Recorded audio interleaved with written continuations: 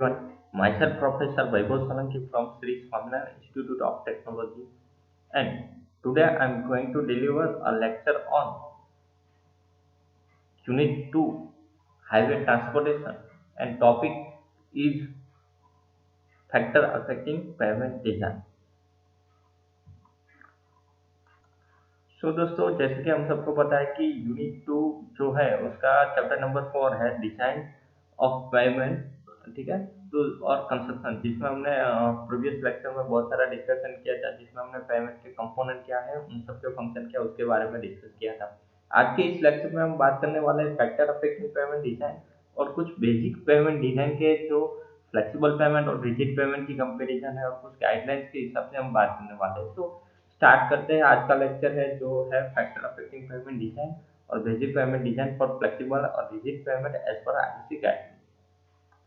दोस्तों, सबसे पहले फैक्टर के बारे में बात करते हैं। तो कि जैसे कि हम सबको पता है कि जैसे हम कोई भी जगह पे पेमेंट का डिजाइन करें, चाहे वो फ्लेक्सिबल पेमेंट हो या रिजिड पेमेंट हो। फ्लेक्सिबल पेमेंट जो हमारे आसपास जो ब्लैंक टॉपिंग पेमेंट होता है, जिसमें बिटवीन का यूज होता है, जिसे हम फ्लेक्सिबल पेमेंट बोलते हैं। हालांकि रिजिड पेमेंट है जो आरसीसी के कंक्रीट पेमेंट है, जिसे हम रिजिड पेमेंट। ऑलरेडी हमने हमारे जो हाईवे मटेरियल का था लेक्चर, उसमें हमने ऑलरेडी पेमेंट के बारे में डिस्कशन किया था थोड़ा, ठीक है। उसके कंपोनेंट के बारे में भी हमने प्रीवियस लेक्चर में डिस्कशन किया है। और इसी हिसाब से हमको हाईवे मटेरियल और हाईवे का जो क्रॉस सेक्शन है, कंपोनेंट है, इन सब के बारे में हमको पता है, ठीक है। तो अब बात करते हैं कि जब हम पेमेंट का डिजाइन करें, पेमेंट डिजाइन में बेसिकली क्या होता है। पेमेंट डिजाइन में जितने भी कंपोनेंट है उसका लेयर वाइज कंस्ट्रक्शन होता है, ठीक है। हम सबको पता है कि पहले सबग्रेड आएगा, उसके ऊपर सब बेस आएगा, उसके ऊपर बेस कोर्स का लेयर आएगा और सबसे पहले बियरिंग कोर्स का लेयर आएगा। अब बात करते हैं कि अगर मैं इस पेमेंट की डिजाइन करूँ, अलग अलग थिकनेस की डिजाइन मुझे मिलेगी, ठीक है। तो वो डिपेंड करेगी ट्रैफिक लोडिंग पे। तो जैसे कि ये चीज ट्रैफिक लोडिंग पे डिपेंड करती है, तो इसके हिसाब से अगर मैं पेमेंट डिजाइन करना चाहूँ तो कौन कौन से ऐसे और फैक्टर है जो डायरेक्टली अफेक्ट करेंगे। तो उनमें से है majorly design bill load, subgrade soil, design life, climatic factor, payment component material, environmental factor, drainage factor and road geometry. Basically हम बात करें तो ये 8 जो बेसिक फैक्टर है वो डायरेक्टली पेमेंट डिजाइन को अफेक्ट करेंगे। अगर फैक्टर अफेक्टिंग पेमेंट डिजाइन को हम तीन मेजर में कैटेगराइज करें, तीन मेजर फैक्टर जो अफेक्ट करेंगे, उनमें से पहला है डिजाइन बिल लोड। तो डिजाइन बिल लोड में बेसिकली क्या है कि जो मैक्सिमम बिल लोड है, एक्सल कॉन्फ़िगरेशन है, और जो हमारे टायर्स होते हैं उसका कांटेक्ट प्रेशर किस हिसाब से पेमेंट पे रहता है। ईएसडब्ल्यू है इक्विवेलेंट स्टैंडर्ड बिल लोड, जिसे हम बोलते हैं, और रिपीटेशन ऑफ लोड। तो इन सारी चीजों के बारे में आज हम डिस्कस करने वाले हैं। डिजाइन बिल लोड जो डायरेक्टली अफेक्ट करता है हमारी पेमेंट डिजाइन को। दूसरी बात है क्लाइमेट फैक्टर और तीसरा है पेमेंट कंपोनेंट मटेरियल। तो ये तीनों चीजें डायरेक्टली हमको अफेक्ट करती है पेमेंट डिजाइन को। हम सबको पता है कि मटेरियल मटेरियल की स्ट्रेंथ और मटेरियल की कॉस्ट, वो भी हम ध्यान में रख के पेमेंट की डिजाइन करते हैं। क्लाइमेट फैक्टर हम सबको पता है कि जो बिटुमिनस होता है वो टेम्परेचर बेस्ड रहता है, ठीक है। आरसीसी भी टेम्परेचर अफेक्ट रहता है उसमें भी। तो हालांकि विंटर सीजन में, मानसून में तो वाटर इफेक्ट भी ज्यादा रहेगी, तो इन सब डायरेक्टली अफेक्ट करेगी। तो ये मेजर इन कैटेगराइज है।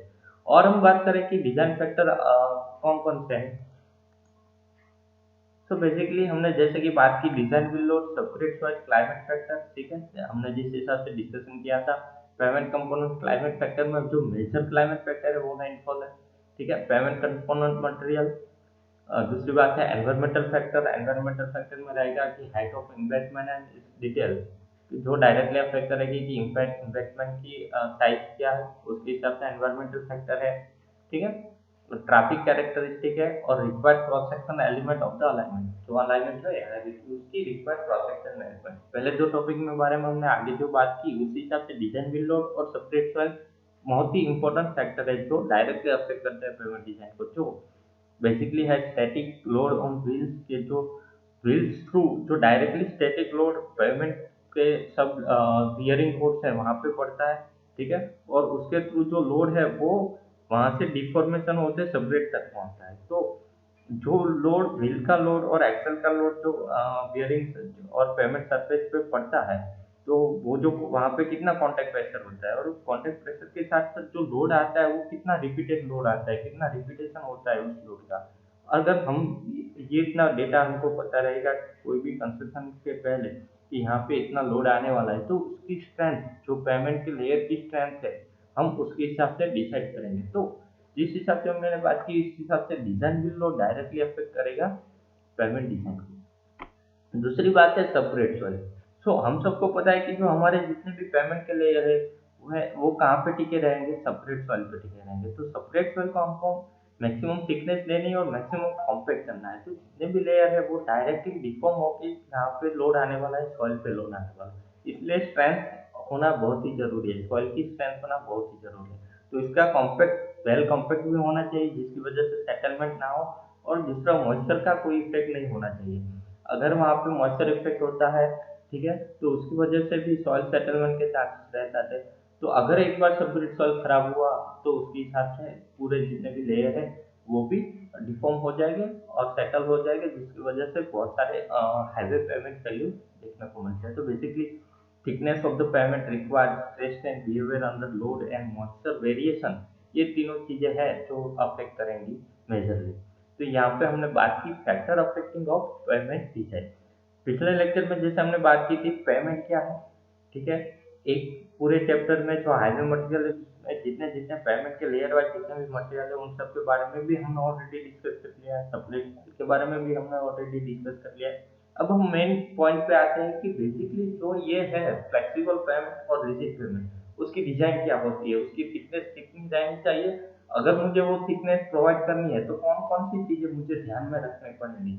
तो ये जो चीजें ध्यान में रखनी है वो है फैक्टर, और वो है फैक्टर, ये सब फैक्टर है जो डायरेक्टली पेमेंट डिजाइन को इफेक्ट करेंगे। एक सिंपल सा एग्जांपल है, अगर कोई भी रोड है या तो कोई भी स्ट्रेच है 1 किलोमीटर का या 2 किलोमीटर का, 3 किलोमीटर का, ठीक है, तो वहां पे कितना ट्रैफिक है, जितना ट्रैफिक होगा उतना ट्रैफिक की वजह से जो हाईवे पे लोड पड़ने वाला है वो ज्यादा होगा। अगर हाईवे पे लोड ज्यादा है और हमारे जो पेमेंट मटेरियल के जो हमारे जो पेमेंट का लेयर है उसकी थिकनेस कम है या तो उसकी स्ट्रेंथ कम है, तो क्या होने वाला है, फेल्यूर होने वाला है। हम बहुत सारे फेल्यूर हमारे हाईवे पे देखते हैं जिसकी वजह से हमको राइडिंग में कंफर्टेबल नहीं मिलता और हम बोलते हैं कि यहाँ पे हाईवे बहुत ही खराब है, ठीक है। तो ये होने वाला है कि वहाँ पे क्रैक लग जाएगी, एलिगेटर क्रैक लग जाएगी, रटिंग होने लगेगा, पॉटहोल्स होने लगेंगे, जिसकी वजह से बहुत सारी दिक्कतें पैदा होती है, ठीक है। जैसे कि मैंने बात की कि ये सब फैक्टर है वो अफेक्ट करने वाले हैं, उनमें से सबसे पहला जो फैक्टर है वो डिजाइन बिल लोड है, ठीक है। तो पेमेंट का रिस्पॉन्स अंडर लोड क्या होता है, पेमेंट का रिस्पॉन्स अंडर लोड कैसा होता है, तो यहाँ पे मैंने एक स्केमेटिक डायग्राम के साथ मैं आपको समझाना चाहूंगा कि फॉर एग्जांपल समझ लो कि ये हमारा व्हील है, ठीक है। तो ये व्हील पे यहाँ पे एक्सल होगा, तो यहाँ पे मैं आपको ये जो पोर्शन दिखा रहा हूँ वो सेक्शन है, ठीक है। तो ये है हमारा पेमेंट और ये सब लेयर है। तो यहाँ पे जो लास्ट वाला लेयर है यहाँ पे सॉइल है, जिसके हम सेपरेट सॉइल बोलते हैं, तो यहाँ पे कॉम्पैक्टेड सॉइल है, ठीक है। यहाँ पे दूसरा और तीसरा लेयर है जिसको हम बेस और सब बेस बोलते हैं, ठीक है। उसमें ग्रेन्युलर मटेरियल होता है और उसके ऊपर का लेयर है वो सरफेस लेयर है जिसे हम बियरिंग सरफेस भी बोलते हैं, ठीक है। तो जो सरफेस लेयर है उसमें बिटुमिनस होता है, बिटुमिनस मिक्स का लेयर होता है, ठीक है।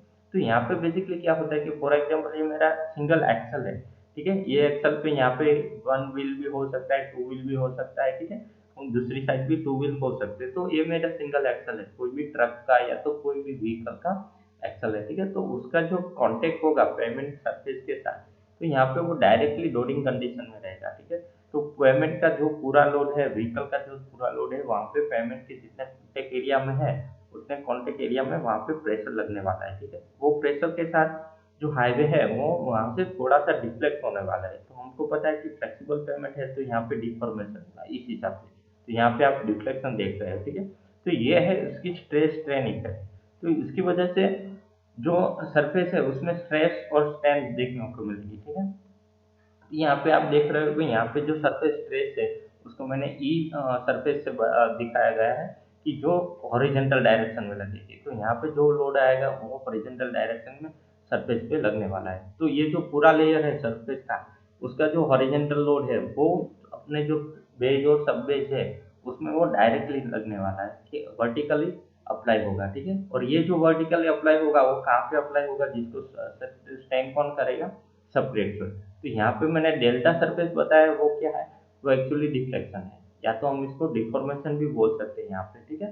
तो ये था अंडर लोड रिस्पॉन्स जो पेमेंट का होता है, वो इस हिसाब से पेमेंट हमारा रिस्पॉन्स करेगा कोई भी एक्सेल का लोडिंग कंडीशन में। अब दोस्तों हम एक्सेल कॉन्फ़िगरेशन की बात करते हैं, तो जैसे मैंने यहाँ पे आगे बताया कि ये मेरा सिंगल एक्सेल है, ठीक है। तो जैसे हम सबको पता है कि different different types of vehicle available है मार्केट में, और उसकी व्हीकल के हिसाब से अलग अलग एक्सेल होते हैं, ठीक है। अगर ट्रक की बात करें तो ज़्यादा मटेरियल होना, तो ट्रक में या तो हैवी लोडेड ट्रक हो जिसमें बहुत सारे हम 20 टन 20-30 टन तक मटेरियल हम सप्लाई करते हैं, तो ये सब वहाँ पे उसका कैरी करने के लिए उसको मैक्सिमम एक्सेल होने चाहिए। तो जो एक्सेल का लोड है वो डायरेक्टली आने वाला है पेमेंट सरफेस पे। तो ये सबका काउंटिंग करने के लिए, कैलकुलेशन करने के लिए हमने एक मेथड बनाई है जिसको हम मिलियन स्टैंडर्ड एक्सेल में कैलकुलेशन उसका होता है कि जितने जितने भी एक्सेल है, जितने जितने भी व्हीकल वहां से पास हो रहे हैं, उसके कितने मिलियन स्टैंडर्ड एक्सेल पे लोड लग रहा है, तो ये लोड को हम एमएसए में कैलकुलेट करेंगे। तो बेसिकली हम पहले कॉन्फ़िगरेशन देख लेते हैं। कॉन्फ़िगरेशन में है कि हमारे पास अगर जो नॉर्मल ट्रक है या तो नॉर्मल व्हीकल है, उसमें single axle with single wheel होगा, ठीक है। तो मैं ये सिंगल एक्सल को यहाँ पे फॉर एग्जांपल ये मेरा एक एक्सल है, रियर हो या फ्रंट फ्रंट हो, ठीक है। तो उसको मैं सिंगल एक्सल सिंगल फिट बोलूंगा। जहाँ पे लीगल एक्सल लोड कितना होता है, 6 टन जितना होता है, कि ये दोनों एक्सल से यहाँ पे आप सिंगल एक्सल पे 6 टन जितना लोड अलाउ करें। दूसरी बात करें टेंडम एक्सल, सॉरी दूसरी बात करें single axle with dual wheel. यहाँ पे मैंने बताया कि कोई भी हमने देखा है कि नॉर्मल सा ट्रक से कोई भी अदर ट्रक है तो वहाँ पे सिंगल एक्सल है और सिंगल सिंगल यहाँ पे व्हील है। तो single axle with dual wheel, तो यहाँ पे 2 व्हील होने चाहिए दोनों तरफ से, ठीक है। और वहाँ पे जो अलाउेबल लोड है, लीगल एक्सल लोड है एज पर गवर्नमेंट 10 टन जितना है। टेंडम एक्सल की बात करें तो टेंडम एक्सल में क्या होगा कि जो हमारे जो ड्यूल व्हील की कैपेबिलिटी है वो टेंडम हो जाएगी। तो दोनों साइड कितना होगा कि जो दोनों साइड ड्यूल व्हील है वो 2 बार होगा। तो यहाँ पे सिंगल टेंडम एक्सल जिसे हम बोल सकते हैं, जहाँ के लीगल लोड है 18 टन। बेसिकली हम जो ट्रक देखते हैं वो टेंडम एक्सल के होते हैं। और बात करें ट्राइडम एक्सल, ट्राइडम एक्सल में क्या है कि यहाँ पे एक ड्यूल व्हील और सिंगल एक्सल एक और बढ़ जाएगा, यहाँ पे ड्यूल व्हील आ जाएगा और सिंगल एक्सल आ जाएगा, वो 3 बार हो जाएगा। ये चीज है single axle with dual wheel. अगर वो 2 बार है तो हम इसको टैंडम एक्सल बोलेंगे, बट अगर वो 3 बार है तो उसको हम ट्राइडम एक्सल बोलेंगे, जहाँ की लीगल कैपेसिटी 24 टन है। तो an axle is a central shaft for a rotating wheel or gear। Axle किसको बोलते हैं कि यहाँ से कोई सेंट्रल शाफ्ट होता है, वो शाफ्ट के इर्द गिर्द हमारे जो दोनों या चारों व्हीकल है वो रोटेट हो रहे हैं, ठीक है। या तो हमारे उसके गियर के हिसाब से रोटेट हो रहे हैं, तो वो जो शाफ्ट है जो दोनों व्हील को जोड़ता है, तो वो शाफ्ट को हम एक्सल बोलेंगे। और ये एक्सल की कैलकुलेशन हम मिलियन स्टैंडर्ड एक्सल में कर देंगे, ठीक है। तो वहां से हमको एक्सल वाइज लोड मिलेगा और उस लोड का कैलकुलेशन करके हम पेमेंट की डिजाइन बनाएंगे। तो ये हमको एक्सल कॉन्फ़िगरेशन समझ में आ गया है। यहाँ पे दोस्तों हम कुछ इमेज के साथ समझ सकते हैं। तो यहाँ पे जो तो देखो, ये जो ट्रक है वो मैक्सिमम हैवी ट्रक है, तो यहाँ पे 1, 2 और 3 एक्सल दिखाई दे रहे हैं। यहाँ पे ये देखो, ये जो शाफ्ट है, ये शाफ्ट है बीच में, ठीक है। तो ये शाफ्ट दोनों तरफ के व्हील को कंबाइन करता है, तो इसको ये पूरे शाफ्ट को मैं एक्सल बोलूंगा। तो ये जो रियर एक्सल है, रियर एक्सल में 3 शाफ्ट कनेक्टेड है या तो 3 एक्सल कनेक्टेड है, तो उसको मैं ट्राइडम एक्सल बोलूंगा। तो ये ट्रक है वो ट्राइडम एक्सल ट्रक है। यहाँ पे क्या है कि जो ड्यूल व्हील असेंबली है वो कितनी है, 2 बार है, ठीक है। तो इसको मैं टेंडम एक्सल बोलूंगा। और यहाँ पे क्या है कि ड्यूल व्हील असेंबली सिंगल एक बार है, तो इसको मैं बोलूंगा सिंगल एक्सल। और यहाँ पे कितने व्हील दिखाई दे रहे हैं, 2 व्हील दिखाई दे रहे हैं, इसके में इसको लिए इसको बोलेंगे सिंगल एक्सल ड्यूल व्हील, जिसकी कैपेसिटी 10-10 टन है। इसकी कैपेसिटी कैपेसिटी 18 टन की है। और यहाँ पे इसकी कैपेसिटी 24 टन के आसपास है। तो ये हम थ्रू इमेज के साथ समझ सकते हैं। और दोस्तों जैसे हमने आगे कॉन्फ़िगरेशन की बात की, तो हम यहाँ पे स्पेशली ट्रक की कॉन्फ़िगरेशन की बात कर दे। तो यहाँ पे ट्रक में क्या होता है कि जैसे हमने आगे इमेज देखी, 2 एक्सल है, 16 टन की कैपेसिटी है, ठीक है। यहाँ पे 5 एक्सल है जिसकी 40 टन की कैपेसिटी है। आगे जो हमने कैपेसिटी बताई कि वो कोई भी कॉमन व्हीकल के लिए, बट यहाँ पे हम पर्टिकुलर ट्रक की बात करें, जो इमेज में देखा तो वो मैक्सिमम ट्रक है, तो वो है 3 एक्सल है, तो उसकी 24 कैपेसिटी है। 4 एक्सल है तो उसकी 34 कैपेसिटी है। तो एलसीवी लाइट कमर्शियल व्हीकल भी है यहाँ पे, जिसका हमने एक इमेज देखी थी लास्ट में, वो लाइट कमर्शियल व्हीकल है। तो इसके लिए हम इस हिसाब से ट्रक के कॉन्फ़िगरेट कर सकते हैं।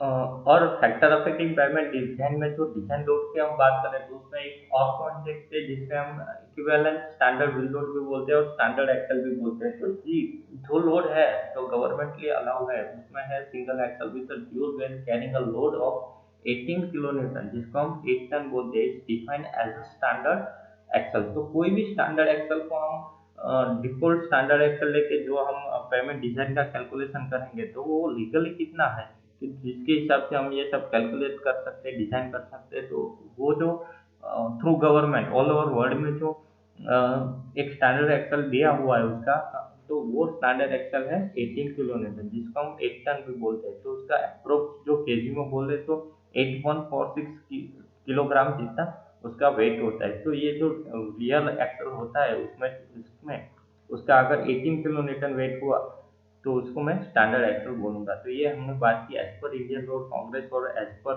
आस्को जो इंटरनेशनल स्टैंडर्ड्स है उसके हिसाब से जो स्टैंडर्ड एक्सल व्हील लोड है वो 18 किलो न्यूटन होना चाहिए। सो दोस्तों ये तो बात कर लिया हमने factor affecting of payment design के बारे में, जो आज का हमारा जो टॉपिक था। लास्ट लेक्चर में जो हमारा टॉपिक था वो पेमेंट कंपोनेंट के बारे में। तो आज जो हमारा तीसरा टॉपिक और जो है बेसिक पेमेंट डिजाइन क्या है। तो बेसिक पेमेंट डिजाइन में हम सबको पहले पता है कि दो टाइप के हैं मेजरली, फ्लेक्सिबल पेमेंट है और रिजिड पेमेंट है। तो फ्लेक्सिबल पेमेंट में और रिजिड पेमेंट में हमने सब कंपोनेंट देखे और कंपोनेंट के फंक्शन देखे। बट टाइप्स की बात करें तो कौन कौन से टाइप के फ्लेक्सिबल पेमेंट और कौन कौन से टाइप से रिजिड पेमेंट अभी अवेलेबल है, तो उसको हम क्लासीफाई किस हिसाब से कर सकते हैं। तो यहाँ पे मैंने क्लासिफिकेशन दिया हुआ है।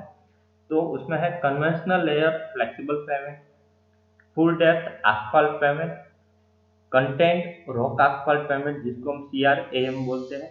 उसके बाद कन्वेंशनल, हम तीनों के बारे में बात करें तो जो कन्वेंशनल फ्लेक्सिबल लेवल पेमेंट है जो हम अभी तक बात करते आए हैं इसके बारे में, तो are layer system with high quality expensive material are placed in the top where stress are high and low quality cheap material are placed in a lower layer। तो जैसे हमने आगे बात की कि जो बियरिंग कोर्स है और जितने भी टॉप लेयर है, ठीक है, तो वहां पे क्या होना है कि व्हीकल का स्ट्रेस ज्यादा आने वाला है। ठीक है, तो ज्यादा स्ट्रेस आएगा तो उसकी जो स्ट्रेंथ ज्यादा होनी चाहिए, ठीक है, कैपेसिटी ज्यादा होनी चाहिए, तो उसकी क्वालिटी हम हाई रखेंगे। उसके बाद जो लोअर लेयर है जितने भी पेमेंट में, कन्वेंशनल फ्लेक्सिबल पेमेंट में क्या होता है कि दो लेयरों में डिवाइड कर दी है लेयर्स को दो पार्ट में, अपर पार्ट और बिलो पार्ट। अपर पार्ट में ज्यादा लोड आने वाला है उसके लिए उसकी कैपेसिटी ज्यादा रखेंगे, और जो लोअर लेयर आया है तो उसकी क्वालिटी हम कम रखेंगे, मतलब कि चीप क्वालिटी के मटेरियल यूज करेंगे। दूसरा टाइप है full depth pavement asphalt are constructed by bituminous layer directly on the soil substrate. तो जो हमारा सॉइल सबस्ट्रेट है उसके ऊपर हम डायरेक्टली बिटुमिनस के लेयर रख देंगे। तो जो बिटुमिनस है वो एस्फाल्ट पेमेंट जिसे हम बोलते हैं। तो टोटली जितनी भी डेप्थ होगी वो सिर्फ बिटुमिनस पेमेंट और एस्फाल्ट मटेरियल की डेप्थ होगी। ठीक है, तो so this is a suitable or more suitable when there is a high traffic and local material are not available। तो बेसिकली बेस कोर्स और सब बेस के लिए अगर लोकल मटेरियल अवेलेबल नहीं है तो आप इस पेमेंट का यूज कर सकते हो। दूसरी बात करें तो कंटेंट रॉक एस्फाल्ट मार्ट। तो बेसिकली जो कंटेंट रॉक एस्फाल्ट मैट जो पेमेंट है जिसको हम CRAM बोलते हैं, these are constructed by placing dense open graded aggregate layer between two asphalt layer. तो जितने भी asphalt के दो लेयर है उसके बीच में हम डेंस और ओपन ग्रेडेड जो एग्रीगेट है उसका एक लेयर बना देंगे दो लेयर के बीच में, और जिसका हम यूज करेंगे तो जिसको हम CRAM बोलते हैं। तो ये है टाइप्स ऑफ फ्लेक्सिबल पेमेंट। उसके बाद हम सबको पता है कि जो टिपिकल लेयर है, ठीक है, तो हमको सबग्रेड बेस कोर्स सब बेस कोर्स जिसको हम ग्रैन्युलर लेयर बोलते हैं, बेस कोर्स में हम एग्रीगेट का यूज करते हैं और बियरिंग कोर्स में हम बिटुमिनस और बिटुमिनस मिक्स का यूज करके लेयर बनाते हैं। उसके साथ साथ बिटुमिनस का जो अपर लेयर है तो उसमें हम जो बिटुमिनस का यूज करते हैं उसमें अलग अलग कोटिंग करते हैं। जो कोटिंग है वो तीन टाइप में डिवाइड है, एक है सील कोट, ड्राई कोट और prime coat. Seal coat basically thin surface treatment है जो वाटर प्रूफ है और वो पर सरफेस लेयर पे यूज की जाती है। बेसिकली उसका पर्पज होता है कि जो स्कीड रेजिस्टेंस है वो प्रोवाइड करने के लिए, और वहाँ पे जो वाटर है उसको वहाँ पे इंक्लूड नहीं होते देती है अदर लेयर्स में, तो जिसे हम सील कोट बोलेंगे। दूसरा है हमारा टेक कोट। टेक कोट है जो very light applicated application of asphalt है। बेसिकली हम कम यूज करते हैं, usually asphalt emulsion dilute with water. It provide proper bonding between two layer of the binder force and it is generally applied to impervious surface। तो जो impervious surface होती है, ठीक है, उसमें हम ये टेक कोट का अप्लाई करते हैं, जिसमें हम क्या करते हैं कि उसमें एक इमल्सन लेते हैं, जो आसपास का इमल्सन जिसको वाटर में डिल्यूट हो, उसका हम यूज करेंगे डायरेक्टली जो जो लेयर में जो बाइंडर फोर्स है उसको बाइंड करने के लिए, उसकी बॉन्डिंग के लिए, प्रॉपर बॉन्डिंग के लिए। प्राइम कोट है तो prime coat is an application of the low viscous liquid. Basically क्या है कि जो बिटुमिनस है उसकी विस्कोसिटी कम करके उसका यूज करने वाले हैं, तो बेसिकली वो एग्जिस्टिंग पोरस और अब्सॉर्ब प्राइमर सरफेस लाइक डब्ल्यूबीएम है, वाटर बाउंड मैकेनिज्म में हम यूज कर सकते हैं। So prime objective is to plug the capillary voids and porous surface to bond the loose material and on the exit surface like a granular phase on which binder layer is a place and it provide bonding between two layers. जैसे कि हमने बात की कि जो prime layer है वो दो लेयर के बीच में बॉन्डिंग करने के लिए भी काम आता है, क्योंकि वो उसका मेन ऑब्जेक्टिव है कि जो एग्रीगेट के बीच में वॉइड्स है वो वॉइड्स में बिटुमिनस बाइंडर आ जाएगा, जिसकी वजह से बाइंडिंग परफेक्ट रहेगी। तो दोस्तों यहाँ पे आप प्राइम कोट और सेम कोट दोनों इमेज में देख सकते हैं कि यहाँ पे जो अपर सरफेस में जो प्रोवाइड किया है वो सील कोट है, और जिसमें आपकी बिटुमिनस मिक्स के साथ हम जो प्राइम कोट का यूज करते हैं, जिसमें जो हमारे एग्रीगेट होते हैं उसके अंदर बिटुमिनस का यूज करके उसमें प्राइम कोट डालते हैं, ठीक है, तो जिसका हम टोटली बाइंडिंग के लिए यूज कर सकते हैं। तो यहाँ पे दोनों प्राइम कोट और सील कोट दिखाए गए हैं। और दोस्तों जैसे हमने basic pavement design flexible pavement की बात की, उसी तरह हम बेसिक पेमेंट रिजिड पेमेंट की बात करें तो रिजिड पेमेंट में कौन कौन से टाइप के पेमेंट दिखाई दे रहे हैं, तो उसमें हम अलग अलग टाइप के जो पेमेंट देखते हैं उसमें है जेपीसीपी, जिसे हम बोलते हैं जॉइंटेड प्लेन कंक्रीट पेमेंट, कि प्लेन कंक्रीट को रेनफोर्स के थ्रू ज्वाइन करते हैं। फिर आता है जेआरसीपी, तो जॉइंटेड रेनफोर्स कंक्रीट पेमेंट।